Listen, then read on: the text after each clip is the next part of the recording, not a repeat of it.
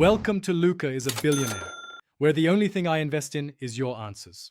You start by opening Dandy's in-world map and zooming to the northeast 1/2 grid. This is where twisted Flutter spawns most often. Once done, mark the shimmering blue icons. They indicate corrupted blooms that attract Flutter. Make sure to equip a low-light torch and a stealth buff so you can approach without scaring it off. This increases capture window. You move deliberately, observe wind patterns, and avoid running, because sudden movement disperses Flutter clusters and resets spawn timers. You now watch behavior across 2-3 full cycles to predict arrival windows.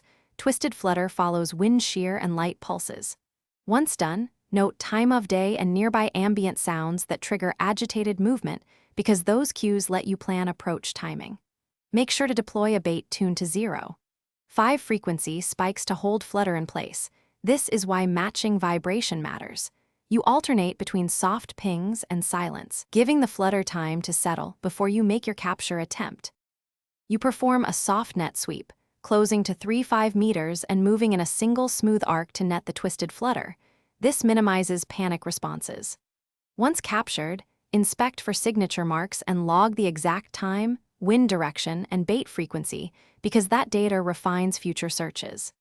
If the Flutter scatters, withdraw 10-15 seconds and re-engage from a different angle.